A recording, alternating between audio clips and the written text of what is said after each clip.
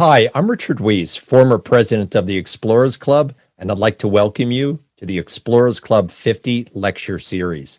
If you're new to the club and to the lecture series, I'd like to welcome you and tell you a little about ourselves and also about the Explorers Club 50.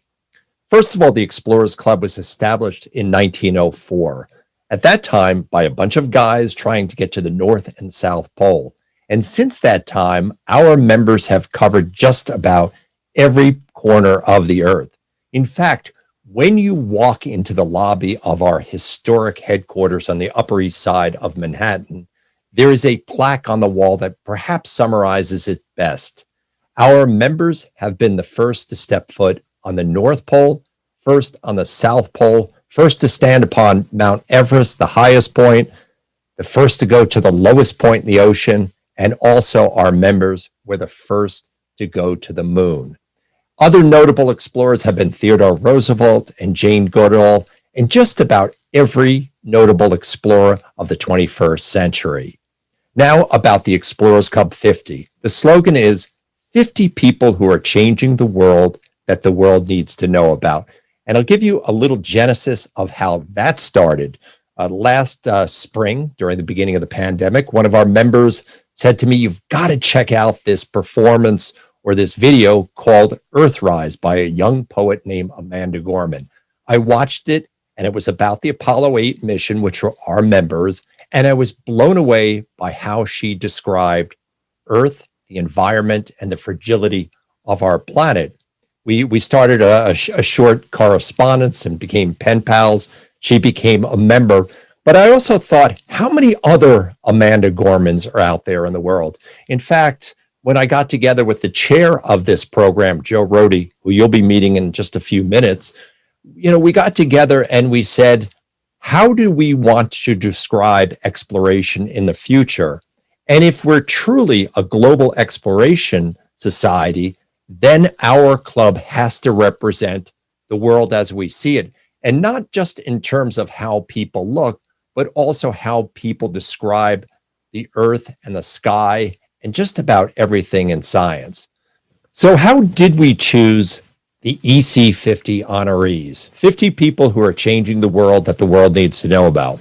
The first thing Joe Rohde said to me was that if you take a problem and you approach it with the same people, you're always going to get the same type of result. So he immediately said, we wanted as diverse a judging panel, people who could look at the world through a different narrative and lens and be able to come together with some sort of conclusion. So he put together a group that was from all over the world.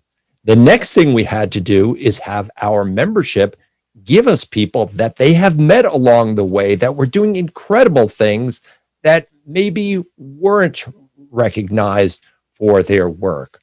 We got about 450 nominations, and I have to tell you, they were pretty amazing. We could have gotten an EC 200 out of it. We came out with our top 50 honorees, and the result was nothing less than spectacular.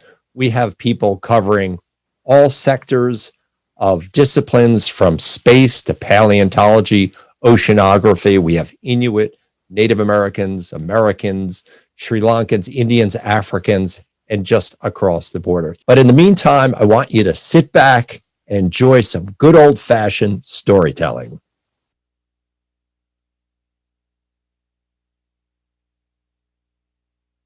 Welcome to tonight's Explorers Club 50 discussion and virtual lecture series. Thank you so much for being here with us. Recognizing that the Explorers Club was founded and built in the image of European and American explorers of the heroic age, the EC50 initiative was created to acknowledge that many of the greatest contributions to exploration have come from and are still coming from all parts of the world, places where we have historically failed to focus on. Following this goal, the EC50 program and our virtual series for 2022 will shine a bright light on the next generation of explorers and the extraordinary work they are doing across the wide field of discipline. Tonight, we are joined by the Advocates cohort, which I have the high honor and privilege of facilitating this dialogue. And please join me in doing that tonight as you listen to their presentations of their great work.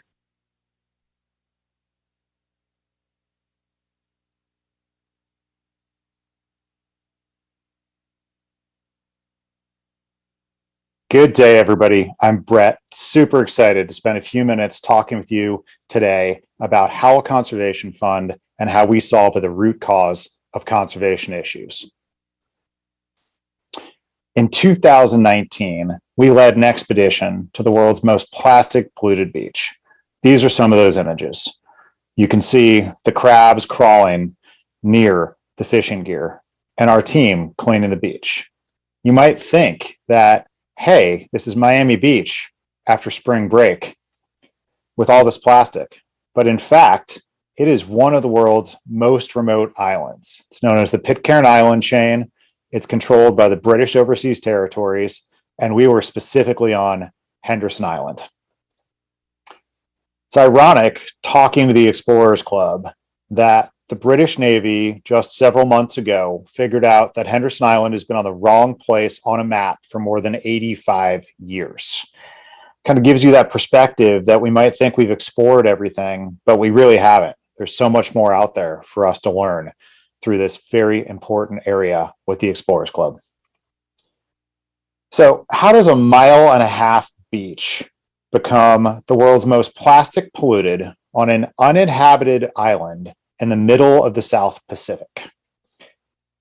Despite our best efforts and best intentions, if you throw something out, even if you recycle it, and it accidentally ends up on the ground and gets washed down a storm sewer and through a river down to the ocean, there's a very high likelihood, unfortunately, that you're going to create a situation like Henderson Island because of the way that ocean currents work. A few wow factor statistics just to give you a perspective on what we're talking about. On an annual basis, it is estimated that the metric ton equivalent of 5,000 to 125,000 blue whales is entering the ocean on an annual basis. 80% of that we now know originates on land. Used to be thought a significant portion was as a result of seagoing vessels. We also know that approximately 5.25 trillion pieces of plastic debris ends up in the ocean. That's just not a sustainable situation for the planet Earth and all the ecosystems that we as humans are so reliant on. So what does 5.25 trillion even look like? If you use an average sized person and US dollars as a visualization, you have 1 million to 100 million. Still a huge amount of money, but smaller than us. At 1 billion, that's getting to be a lot. At 1 trillion in double stacked pallets, that's probably an Amazon warehouse. And we're talking 5.25 times that sitting out there in the ocean. So what do we do about it? That was the entire point of this expedition, to raise awareness. Almost from day one, we struck disaster. Our rigid hull inflatable boat in the lower right flipped on its first attempt to bring people from shore. We had overnight castaways unexpectedly on the island. But as explorers, we persevered. We successfully got those castaways off the island, regrouped, created a new plan, hiked around seamounts and sea heads, hiked through a forest, creating trail, and scaled cliffs. The Explorers Club does not give out expedition flags easily, and we are extremely fortunate to carry Flag 97 on this expedition. It's because of the various work streams we are doing around plastic pollution, cleaning up the world's most plastic polluted beach, discovering new art, telling the story of empathy so people could understand the situation and the plastic pollution crisis and what we can all do about it at the root cause. This also put Howell Conservation Fund both on the map with the Explorers Club and the global community. We are extremely fortunate to be profiled by the New York Times as Howell Conservation Fund, talking about our unique approach, really solving at the root cause of these conservation issues, as well as our unique approach to philanthropy. I want to share 3 quick examples of the kind of work that we are catalyzing to really try to solve this plastic pollution crisis.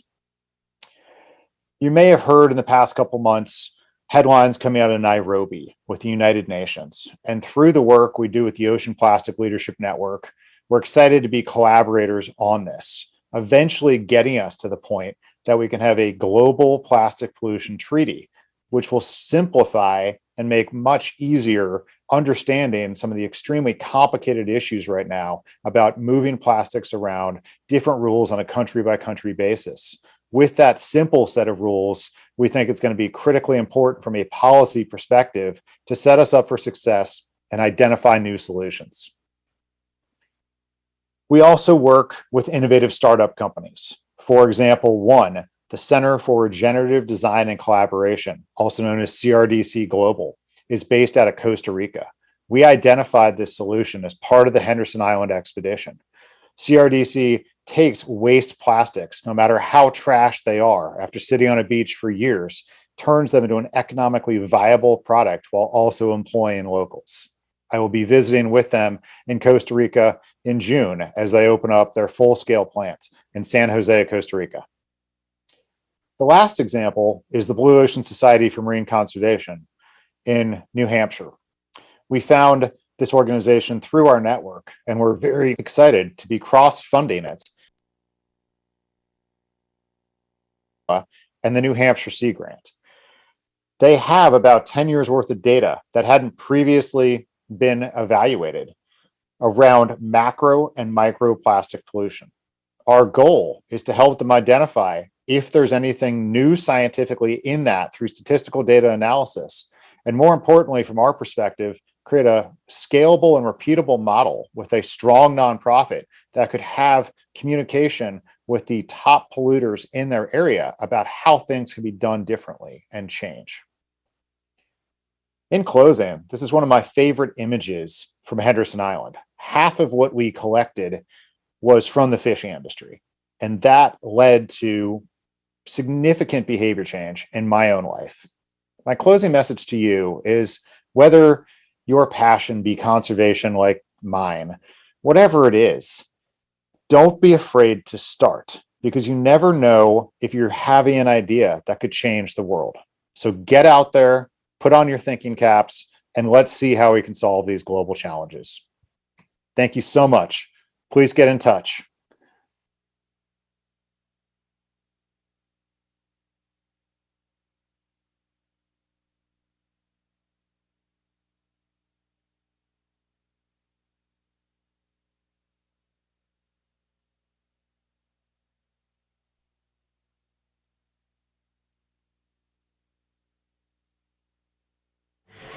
Hello everyone, I'm not Manuel, I'm one of his students. My name is Tomás, and I have been lucky enough to have traveled with him to the Arctic North Pole, to the Arctic Circle. And thanks to this adventure, I have been able to meet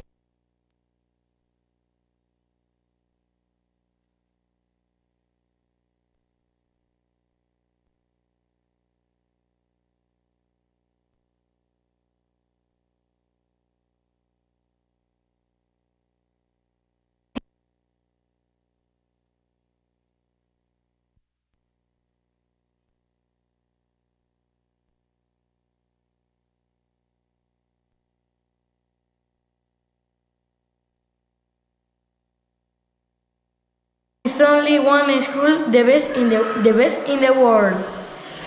Manuel has created a beautiful education project called Little Explorers, and for this project we are traveling all over Europe. We also started another adventure called Astronaut School, and due to this madness, Manuel has convinced his friend, the astronaut Michael Lopez Alegría, to upload a patch with the school logo to the International Space Station. Really cool. Because this video is for the kids in my school. And then they, where are you, Manuel? But I say you in Spanish, un, dos, tres, and you say hola, okay? Are you prepared? Are you ready? Okay. Un, dos, tres. Hola! Perfect student, okay? Thank you so much. Once upon a time, there was a boy who read Tintin comics and dreamed of traveling the world, having adventure and stepping on places that no person had ever stepped on before. And the dream came true, I am Manuel Jose Carpintero Manzanares. I am a teacher, a husband, a father of 3 children. In my spare time, I am an explorer. Nobody is perfect. When I was 20 years old, I went to Colombia to help street children, and that changed my life. And I understood that I was passionate about being a teacher and also being an explorer. Why not be both? Yeah. I have been lucky enough to do dog sledding expedition in the Arctic, and during temperatures of 40 degrees below zero.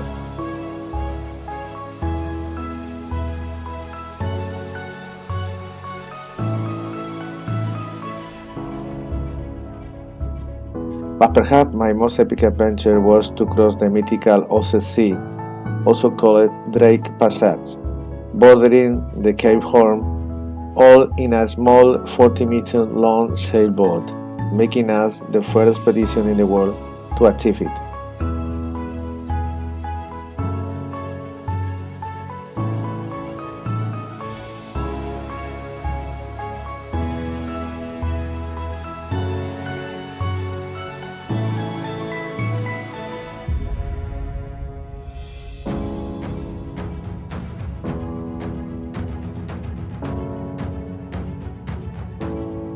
We also managed to make the first video conference between space and Antarctica, thanks to the great astronaut Michael Lopez Alegría.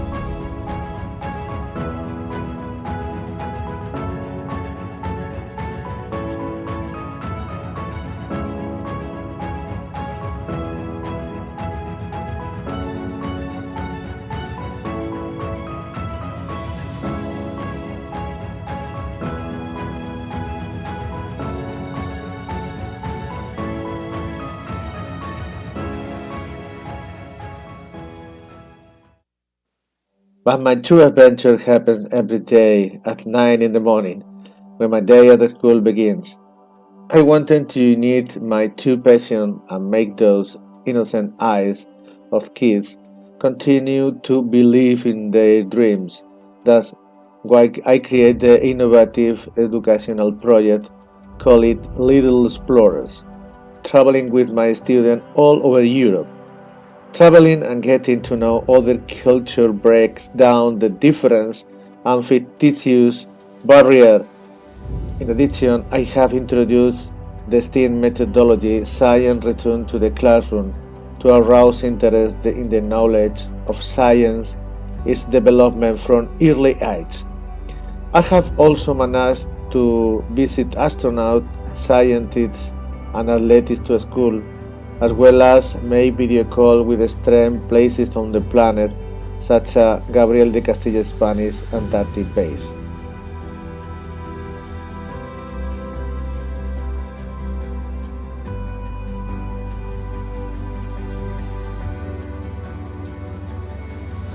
Boys and girls, 10 years old, to ride a plane for the first time,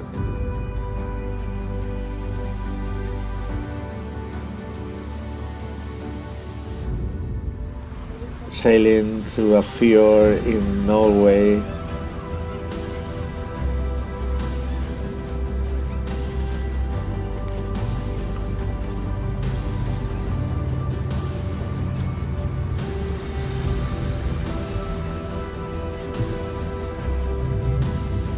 or meeting other boys and girls of another nationality, but with the same enthusiasm for adventure and exploration.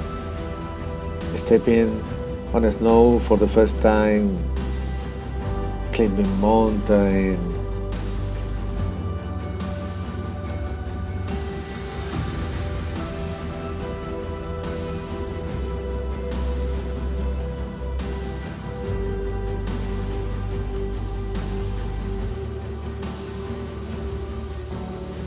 but and the best, putting your feet in the cool water of the Arctic Cycle is priceless. ¡Ostras, qué fría! Si el problema no está. ¡Oh! Vamos a ver. ¡Hostia! ¿Dónde está el agua? ¡Madre mía! ¡Hostia, cómo está! ¡Ah! ¡La Virgen! ¡Madre mía! ¡Oh, no siento los pies!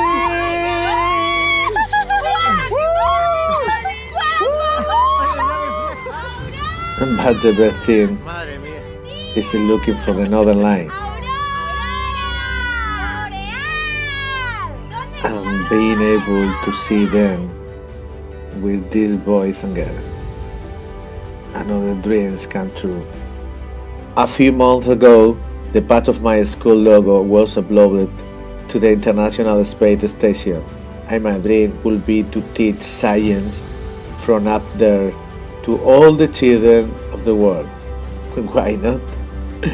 Hopefully, and with the help of all of you, the Explorer Club and my great friends of the EC50, we can take my little Explorer educational project to all the schools in the world.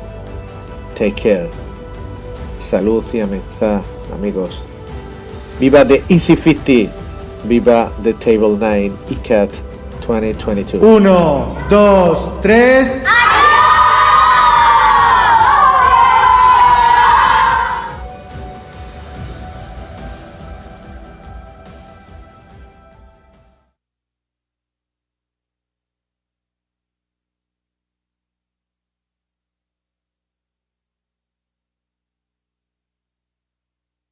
I'm Tom Martienssen. I'm a documentary film director and cinematographer.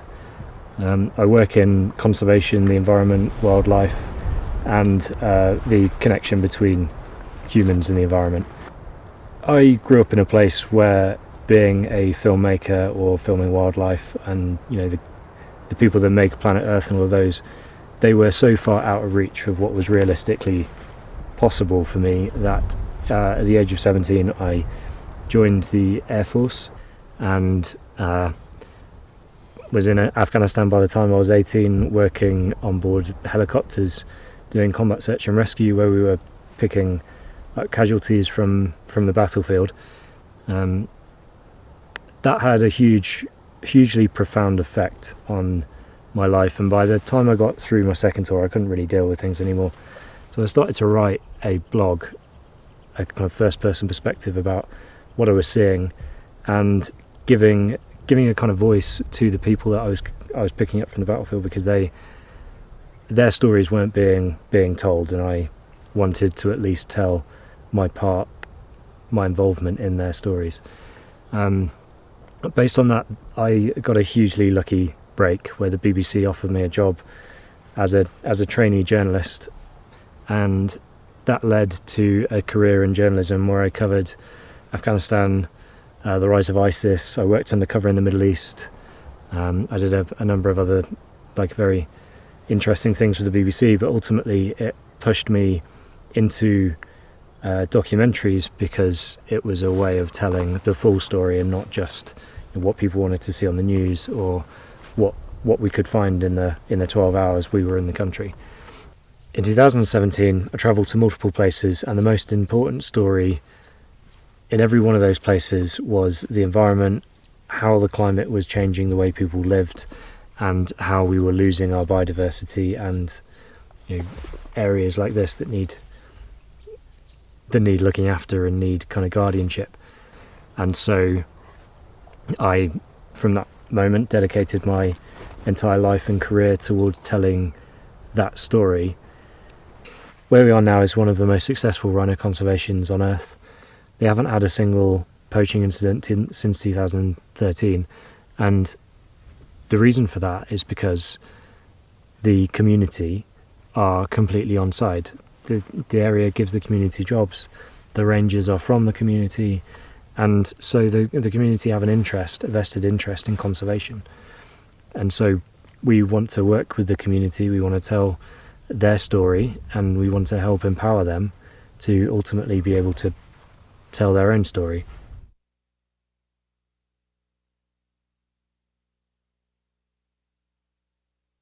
Welcome everybody to the Explorers Club Explorers Club 50 symposium here and dialogue with our explorers who you just heard about and their phenomenal work in the field. I am excited to be your host today in this dialogue. My name is Juan Daniel Martinez Pineda, Explorers Club 50 of the initial class, and it is my honor to be in conversation with these amazing explorers. And I won't take their names or their phenomenal work away from them. If anything, I want to hand over the voice and the dialogue here.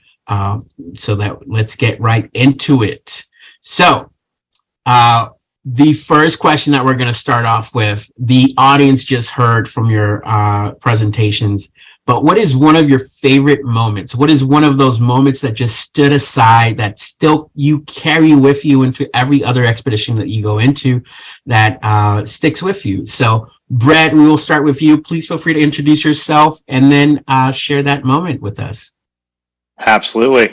Hello, everybody. I'm Brett Howell, founder of Howell Conservation Fund. Really appreciate your engagement and excitement about this world of ocean plastic pollution that we have to solve. And, for me, as you just saw, the amazing photos from Henderson Island, I mean, that place still speaks to me, even these couple of years later, as we've all kind of survived through COVID. But the one moment on that is that last final moment when we finished cleaning up the beach. We got the last plastic and we were just heading out. And, it's just one of those kind of jaw-dropping, you're walking down East Beach for the last time, about to scale the cliff for the last time to head back to the expedition boat. And you just kind of realize like how much a small group of fairly normal people managed to accomplish by having a dream to clean up the world's most plastic polluted beach and leave World Heritage Site a better place. I think the best field day I've had was actually very recent. So I'm a documentary filmmaker, and we managed to film as far as we know, the first ever recorded black rhino birth in the wild. And it took kind of 4 years of having this particular scene and shot on our wish list. Everybody we spoke to told us it was completely impossible, and with the help of the people that we're filming, the rangers, black rhinos are obviously critically endangered, and so to film on one of the most successful rhino habitats and film an actual birth through the help of the rangers, who the film is completely kind of about and dedicated to, that was really, really special. It took hours of walking with incredibly heavy equipment, like from one side of a valley, and then realizing that it had moved and it was in a different bush, and then we had to carry all the kit back to the car and then drive the half hour all the way back to the other side of the valley, jump out, grab all the kit, run down into the valley, every person carrying, very small team of like 4 people, every person carrying probably 30 kilograms of equipment, to set up the camera, to realize it had moved back, and then run back to the car, drive back around. And it took, I think, 17 hours of that, but we got it. Hi everybody, hola a todos en España, en la comunidad hispana. Well, I'm Manuel, I'm a teacher and an explorer, like Indiana Jones, but very fat. Well, my expeditions are very different. I went to Antarctica, I went to the Arctic, I went to the jungle, but my best adventure is everybody in my school with my kids. It's a real adventure because it's very difficult to teach every day, to motivate, to do something different. And I will try to do a special education project. The name is Little Explorer, and I try to the people went to the school like a scientist, explorer, and the kid show how is the world, how is the thing that were in the planet, in the space, on everybody and everything.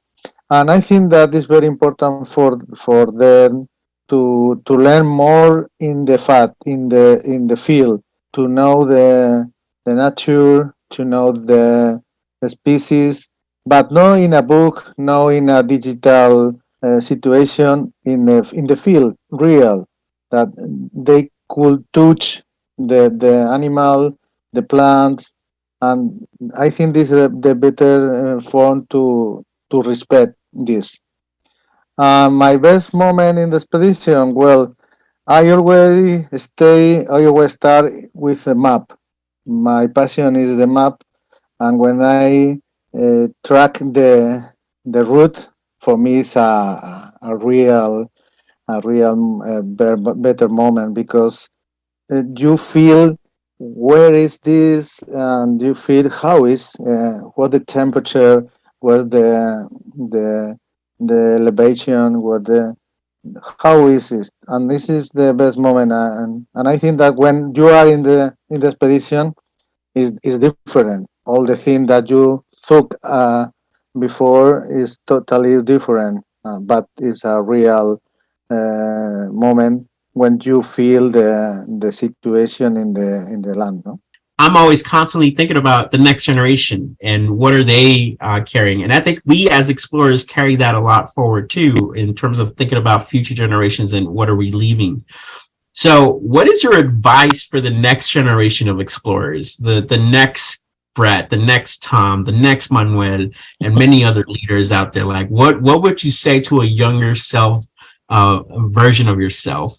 When I was like 17 in the UK, I grew up in kind of not exactly an affluent place. And there wasn't exactly much hope in the place where I grew up. And so being able to make films and be, a documentary film director was so far outside the realms of what was possible for me that I just completely dismissed. I always wanted to do it, but I completely dismissed it as impossible and joined the Air Force. I mean, whether that younger person is, in my position in the UK, or whether someone like one of the Rangers kids sees filming and wants to, the same thing that we're doing now, that would be incredible. I think just more diversity in the backgrounds of the filmmakers and people covering these important subjects, because for a long time it's been,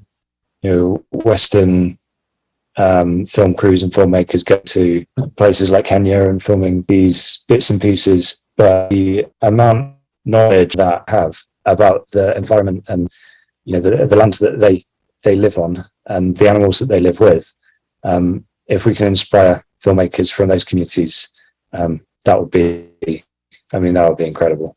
Well, I think that the best thing to change the world, first of all, they will travel to around the world to know other culture, to know other countries, because only travel is the knowledge, the real knowledge for them. I think that the travel is necessary for the kids, but it's necessary for all the people, because when you travel to another country, you feel that they feel, and you know how live in their country, how live in this house, in this place in the world, with this temperature, with this climate. And I think it's very important for all the people to know how is all the culture in the earth. And then you could explain how are you, how is your house, how is your job, everything. But first of all, the kid needs to travel around the world. In my project, in the Little Explorer project, I always travel in the scholar time, in scholar year, because I think it's better for the academic result. And then I prove this result is better for another years, because these children know more language, know more people, and know more things. And then when they stay in the classroom, the vision are completely different for after. And I think that all the people need to know how is the world, not only show in the TV show on a documentary. It's a good thing, but you need to feel this situation in the land. When you, for example, when you are in the Arctic, feel the cold, to know the Inuit, how is the life in the Inuit is different for to us, and we need to know this, and they need to know us. Yeah, for me, it's really no is just the beginning of getting to yes, right? It's all about persistence. I think one of the themes I've heard across all of us is we've had unique career paths that have brought us to be explorers, to accomplish the things that we have. And if I had stopped the first time somebody said, no, you can't do it that way, you can't be creative, you can't create this project, then I certainly wouldn't be here today, right? And also building on that, I would say, is the next generation's already doing a pretty amazing job, right? Building on this kind of concept of travel, right? A lot of the places that are true, quote unquote, exploration, right? Most humans have been to at this point, right? So how do we look at exploration, as EC50 is doing a really good job through, of like, how is that new exploration, right? And the next generation's even creating different worlds like the metaverse to go out and explore themselves, right? So I would say, like, kind of take that combination of youthful spirit, creativity, keep after that, but also gain input and guidance from the people that have been there before, right? Because some people have also been to pretty amazing places, like to the moon and the bottom of the deepest trenches on the planet, right? So it's like, how do you combine all this real world, future world together and go out and explore? Because ultimately, to me, it's how do we create a better place, a great place, both for humanity and all the other creatures that make Earth home, right? And until we maybe someday go to Mars or something, we've got one Earth. This is our home, so let's keep nurturing it and doing amazing things. And to accomplish that is through exploration. What do you see as an opportunity for us as an explorers club or an explorers community to encourage inclusion in this space, right? And I would just uplift for myself, like we're the one thing that I'm noticing is we're all men in this space, and I know plenty of phenomenal women explorers and non-binary explorers who are out there doing amazing things as well too, and want to honor and uplift them as well too. Know that we are working on creating an inclusive space all across this community as well too. So that's my message to you all in our audience, that there is space for you here. But Tom, Brett, Manuel, what are your thoughts about, like, how do we as explorers hold ourselves accountable to creating that inclusive space? Yeah, I think it's a really good question, right? And I hope that the club is doing some listening sessions to hear from the groups that they don't feel are represented, right? Because, I mean, as you pointed out, we are all men.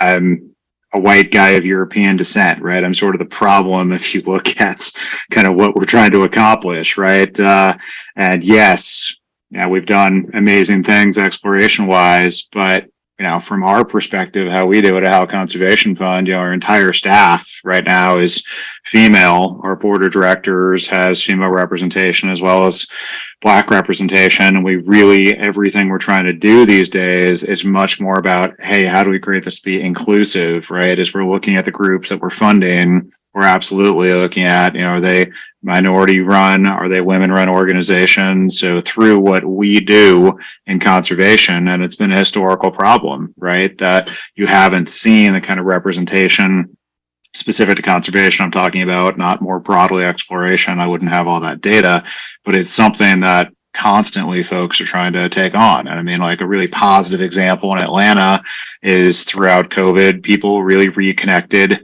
with nature, right? And Atlanta's had this whole history of parks are not always in the best spots, so there's not equal access to them. And the city has really invested quite heavily in trying to say, how do we make parks more inclusive as a representative example of, okay, how do you then take that to conservation? How do you take that to exploration? How do you take that to the Explorers Club?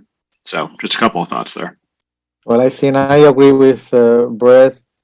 because for example, the EC50 is a real inclusive project for the club, because all the integrate are very different from all our country, different places, different job, different inspiration for all the planet. And I think that when I meet more people in the headquarters in New York, always explain how is your work, how is your life in your country, and everybody was very interested in your situation, your experience. I think the EC50 is a real inclusive project in the club, and it's a very important for another organization to do something similar to the EC50. I think it's a great idea, and I think that explain how is the world. It's different people, different places, but one thing, one planet, and save them. One of the ways that the film industry and documentaries in particular has worked for a long time and still continues to do is they documentarians will arrive in a place, they'll film everything they need, and then they just up and leave. And it's been very similar in science for a long time, and science is now addressing that. And one of the things that we're doing here in Kenya is to kind of create a sustainable film infrastructure in the area that we're working in to encourage like accessibility for people in the community to move into film. And there's some incredibly powerful figures in Kenya with people like Paula Kahumbu and Dino Martins, who are like extremely courageous sort of filmmakers and scientists who have built film schools and that sort of thing in Kenya. But when the students come out of the film school, then there isn't necessarily the industry there to prop them up and move them to the next level. And so that's what we're trying to do at the moment in the area of Kenya that we're working in. And that will be, how that is very early days on that, but and exactly how it all goes together, we don't know yet. But it will be some sort of company that we hand to, we create using the experience that we have from the UK and American film industries, but then we repeat that in Kenya with entirely Kenyan crews, and then hand that company essentially to them at the end, or something along those lines to just like uplift the next generation, because they're for every community and country now watches and enjoys films, and the people that are watching the film should have their kind of, they should be able to recognize their own communities in that film. And I'm not the person to tell those stories. I can tell a story for a Western audience or a US audience, but the Maasai they have a like different sense of humor, different kind of wants and needs in life. And no matter how long I live there, I'm never going to fully integrate into that. But if we can give the next generation of filmmakers from that community making films for that community, and going to experiencing other communities and other cultures, and then making their films for their audience, for their community, that's what we'd like to see, and that's what we're working on at the moment. All of you are breaking boundaries or breaking paradigms or shifting hearts and minds in the work that you do. What have been some of your challenges? Like what are some of, maybe not necessarily in the past, but what are some of your challenges right now as you're working in your current mission and vision? Well, in the past, I think that the best challenge or more difficult challenge was the travel to Antarctica in a small boat in 14 meters. We don't know that when I arrived in Spain, National Geographic called us and said that we were the first to do this in a small boat to cross the Rolex Passage to an Antarctic polar cycle. It's a surprise, but it's a new how to say new sentiment, new feeling, because you don't want to do this. You only want to do exploration. When I arrive in Spain and they say, you are the first, it's a different situation. But now my real challenge is to change the education, not only in Spain, but my real challenge is change in the world, because I think the Little Explorer project education could be a project in all around the school in the world. I think it's probably, and my real challenge is to teach in the space, in the International Space Station, explain about natural science or geography or the space floating in the ESS. Why not? It's a real challenge for the education. Nobody do this, and I think it's a real challenge for the educator, for the teacher, and the children and the kids. When will be the teacher Manuel? Who is Manuel? Who is? He's a crazy man. Yes. So I think one of the biggest challenges that we face at the moment is kind of climate and wilderness sort of destruction, apathy from the audience that we're making films for. And so, we're trying to make films that kind of recognize the good that people are doing, and the people that the guardians of the natural world, and showing that there is actually very, very positive stuff being done. And there's a lot of incredibly good, talented people who are working on, caring for the planet.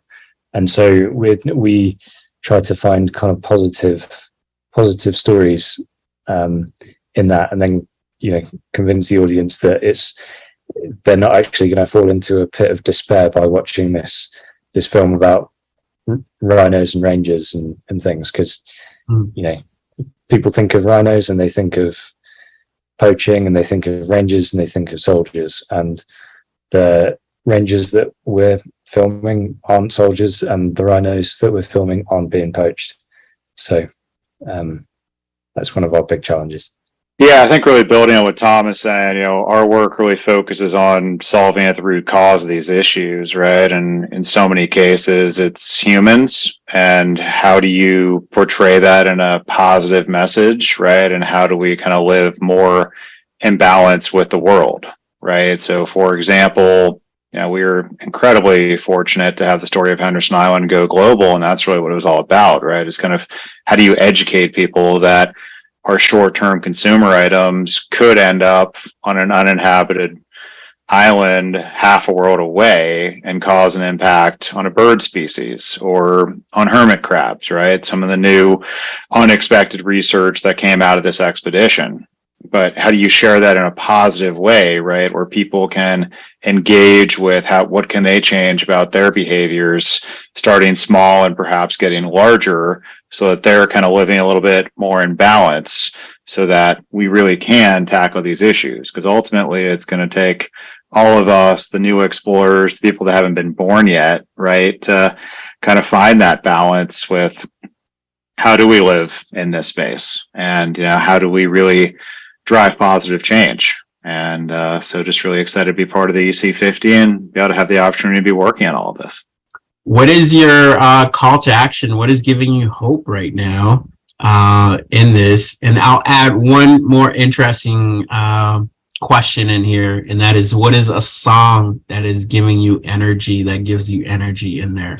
Yeah, what gives me hope are the breakthrough solutions that I'm really seeing out there, for these challenges. Since we went to Henderson Island, we've done a lot more work with a handful of these organizations that really are finding positive solutions for what to do with plastic pollution, right? So it's like we actually have something. There's this vision that we could make the world plastic pollution free, right? We could use plastic for the things that it's needed for, like COVID immunizations and air travel and all the sort of things, and film equipment, right? Tom, I'm sure there's whole bunches of things you couldn't do without plastic, but do it in a responsible, balanced way. And my song, ultimately, it's going to go back to my wedding song, which was Cheerleader, which was a peppy song about 7 years ago, and it still kind of gets me jumping. It's just really amazing to be able to work on this stuff on a daily basis and try to drive change in the world.